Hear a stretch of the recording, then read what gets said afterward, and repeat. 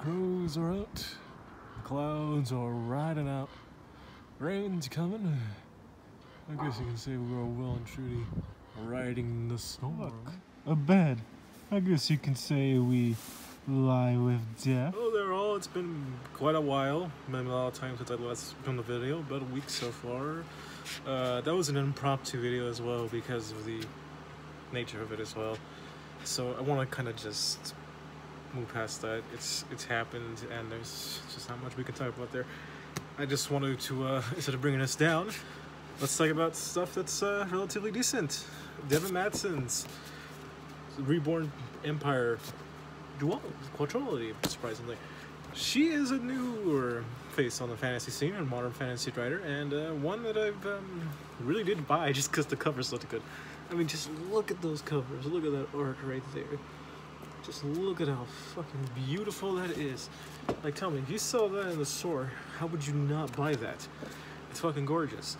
And yes, I do buy it from the cover sometimes. I'm gonna be honest there. Sometimes when a cover looks fucking cool, I want to buy that shit. And this was apparently, as when I looked it up online, was a grim dark fantasy, or dark fantasy in this case, because I don't really think it's grim dark, but you know, whatever. That's besides the point. Devin Madson. I don't know a lot about her. I know she does give review copies out. I know she seems like a relatively nice person. She wants honest reviews, she wants people to be blunt, and she seems like an overall chill person. I quite like her a lot from what little I've seen from her. Can't say I've enjoyed these books a whole lot. Let's just get this out of the way. Not a bad series. It has some good writing, there's some strong characterization, there's a lot of good action for, you know, a first-person narrative. Some iffy the issues with that at times when it comes to writing action, but that's besides the point. I gotta say, these books are average. They are not the greatest things I've ever read. They're not the worst things I've ever read. And honestly, they're not the darkest things I've ever read. They are, as you can tell from the back right here, clearly has some inspiration from good old Mark Lawrence. Now, I never really talked about Mark Lawrence. No one besides some friends on the Discord server over on Wizard Reads, the Wizard Reads Discord, know that I don't particularly like Mark Lawrence. I don't have much of an opinion on him. I read some of the Prince of Thorns series. I was middle of the road with him. I don't think he's necessarily a bad author. I don't think he's a good one, the greatest one ever. I probably should say good. He's not a good author. He has clearly an attraction and clearly just some popularity around Jorg. I kind of don't like Jorg. not for any obvious reasons. I mean, for God's sake, one of my favorite authors of all time, he's Mario Puzo, a guy known and infamous for writing horrible people. It's something like that. I just wasn't particularly attracted to his work. And similarly, I had kind of this feeling with Devin Madson. I think she's a good person. I think she's a great author. I don't like the stories too much.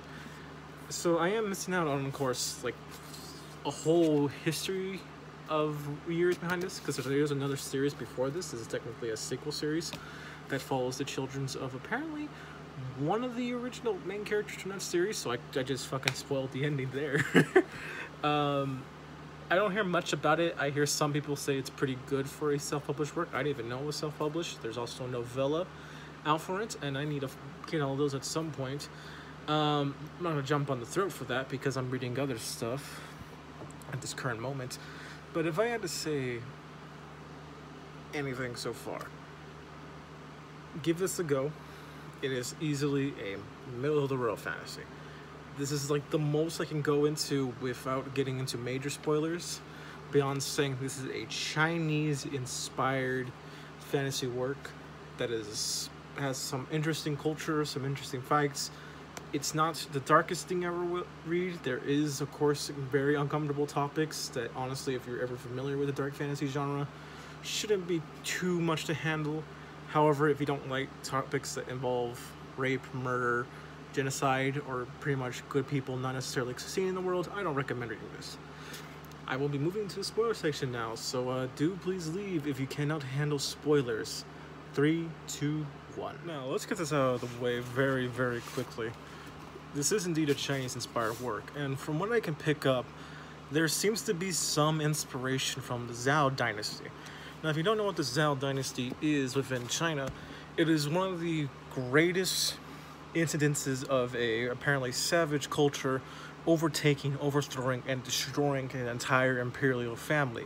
The Zhao dynasty were one of the most powerful dynasties in the entire world, and what happened due to them was that the early Guanrong tribes, otherwise known as potentially as the dog tribes from what we can figure out from the nature of their names, came down from the mountain steps and ultimately overthrew and completely obliterated the army armada, which I believe is what the Levante are based on, somewhat.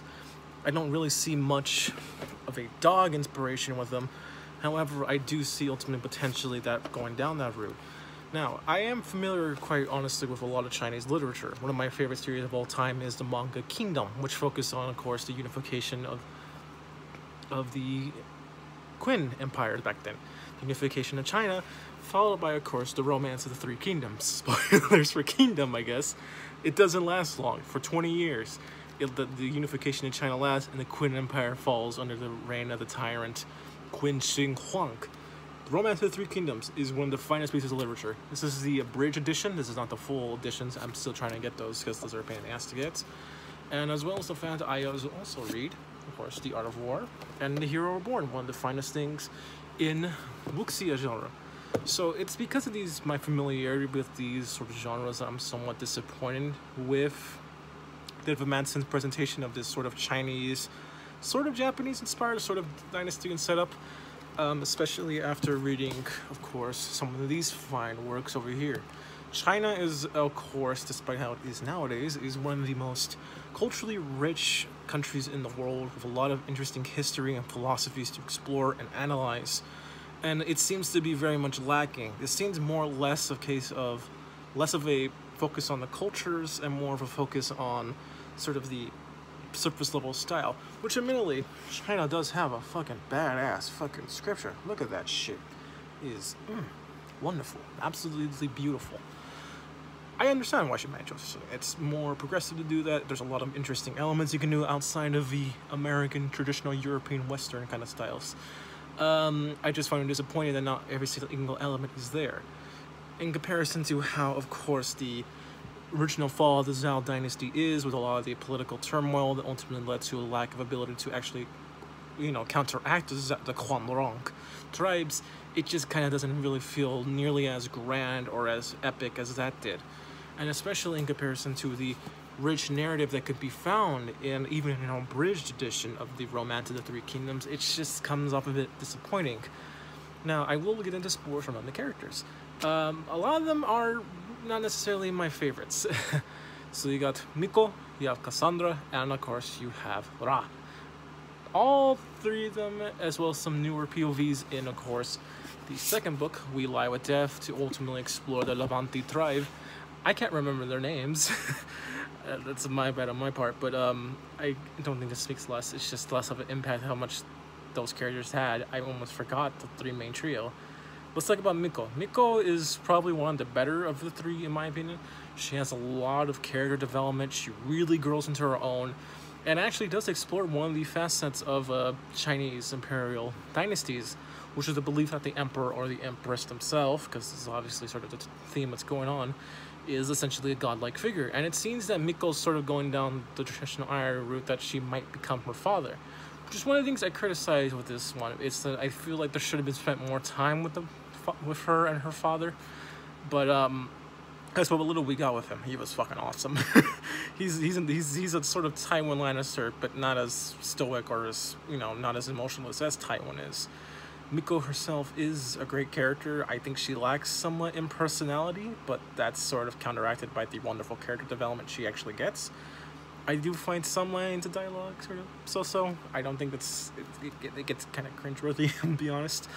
But she kind of disrupts that with how she is. Let's go on to Ra, my second favorite. Ra is awesome, but he's also annoying. Ra's, I feel, should have been more explored. For example, he killed... It's not really a spoiler, this happens in the chapter. He's basically introduced. He kills his best friend. And it's sort of this huge, impactful thing for him. And he kind of reflects for it a bit. And then it just sort of goes into the background. I presume it's just him sort of discarding it because honor over friendship, but it just does seem to be a bit strange that this would happen. It feels a bit weird considering how he is. He seems very emotional. He seems very much a type of person to sort of fret about these things considering how he is. He's the traditional honor in a broken world, and how that can bite you in the ass, essentially, because there are bad people who ultimately will manipulate and use you for their own advantages. I do feel Raw as himself is, again, lacking in personality, but his character development is relatively interesting. I do feel he somewhat stagnates a bit in the second book, but he still does go through personality development. The action with him, however, is fucking amazing, and I think he's one of the best characters. He is certainly tragic, but I feel like this has been done better in other series. I definitely do feel in stuff like The Faithful and the Fallen, which I'm not the hugest fan of, as well as Game of Thrones have done the honor falling beset over, well, sort of this feudalistic society, the reality of things. Again, I feel like this was done better even in the Romance of the Three Kingdoms. With the Romance of the Three Kingdoms, there's a lot of characters who are very honorable, who are very, strict to the moral code, that ultimately fail. They fail before political scheming. They fall before people who are more devious and underhanded as they are, which is one of the actual great tragedies of China, is that people before honor ultimately die are used by those who are much more devious and honestly much more familiar with the system. And I definitely do feel that she spoke, Devin Madson poked up on this from original Chinese literature. I just don't think it was done as good as then. And now let's talk about the weakest of the three in my eyes. Cassandra. She's apparently the most like Devin Madson, and so no offense, Devin Madson, I think you're a wonderful person. I just feel Cassandra as a character is filled with personality. She just doesn't really have much of a character for me. She doesn't really go through a lot. I'm not against flat character arcs. I think JoJo's Bizarre Adventure can show you can do a flat character arc and do it masterfully. I think just the issue alone with Cassandra is that she just isn't interesting to me. Everything around her just doesn't feel so separated from the plot for some reason. And she's not. She's actually does have a lot related to the plot with what happens with the political scheming. She gets caught up in that. I feel like the mannerisms in which she got caught up in that are a bit contrived. I don't think they're necessarily logical, but because I don't really feel like Cassandra's got more of a reputation than she has, because if she does, that's kind of a failure as an assassin. But I guess it might be a different thing, I suppose, because again, Romance of the Three Kingdoms, there are assassin groups, but this is done by personnel. They're done by guards. There's a reason they do that. It's because it's ultimately the easiest way. Unless Cassandra has a reputation, I think that they provide sort of a plot hole somewhat. But Cassandra herself, she just doesn't resonate with me a whole lot. I think her personalities can be fun at times. I find her interaction with she or her are very interesting and very captivating in portraying her mental illness as well as some potential abuse she suffered, which I find is the most interesting about her. I feel the things I'm latching onto her are much more interesting than I am actually seeing from her. As well as her relationship with, of course, I don't remember her name, which I'll just simply refer to her as the princess, because that's pretty much what she is. The princess is very fascinating. I think it somewhat provides some interesting chemistry within We Lie with Death. Now, does this mean it saves the book? I don't personally think so. Cassandra is not the most interesting to read, and I think she brings the story down because she just feels too disconnected from everything. And not done in a sort of Game of Thrones kind of way to where it sort of ties back to the main narrative. It really does just feel irrelevant. And I think that's one of the other things I'm kind of having a distaste for, is that everyone's a bit too young. This is more of a personal thing. I don't have anything much against characters who are young, who are growing in this grim, horrible world and learning to become something worse or something better against this. I think that can be done extremely well. Again, Game of Thrones does that very well. I just don't feel it's very interesting to read with these trio because they're so immature. And I just feel, again, after reading what China used to be like, I don't think their personalities would be like this. With Confucianism, the Great Lord, the Doctor and the Me, and the Works of Nature. I get it's ultimately an alternate universe, but I would feel as if you're basing something off China, you would go into more how the philosophy is ultimately built upon these people, how their philosophies, how the world, nature, everything does that. I don't necessarily, I just find the lack of philosophy a bit disappointing, personally. I'd get that this potentially is more of a streamlined during fantasy than potentially something like that, and there are elements of ultimately Imperial Dynasty and moral grayness within here, but it does feel very much like a Mark Lawrence kind of thing, to where which the world, it doesn't really have much of an effect on the characters themselves beyond some superficial elements. And I don't mean that necessarily in an insulting way. The superficial elements that are there are fucking awesome. Very fucking cool. I'll give Devin Madson that. She draws one hell of a badass world, but it just is ultimately kind of disappointing. It's not bad. It's not great. It is not potentially going to beat up my placement of the second Apocalypse or even potentially Elric on there. I, however, will very much recommend you read the Reborn trilogy. It is a potentially a 3 out of 5 stars sort of series. I don't typically do number ratings, but if I'm thinking objectively, it doesn't really have much flaws. It's objectively, it's just not for me, honestly. I was something more grim, something more dark, especially compared to these works of ancient Chinese literature and work. Devin Madson's a great person. I highly recommend you guys give her a lot of support. I don't really have much to say. This is a fine series. It's nothing that's going to change your potential worldview, besides, of course, some stuff that Miko says, because Miko's a fucking great character. And, honestly, that's pretty much all I have to say. Definitely give Devin Madson a lot of support. She deserves it. She worked hard. She came very far. And to go from self-publishing to fucking Orbit, of all things. Orbit, that's fucking amazing. The covers are fucking awesome, so give these guys lots of support. If you like Mark Lawrence, and you, of course, dig his sort of style, maybe you like him more than I did. Anyways, give her a lot of support. That's all I can pretty much say. Thank you, Devin Madson, for writing such an interesting series. These are just my thoughts, and should have no bearing on how she writes, basically. Thank you.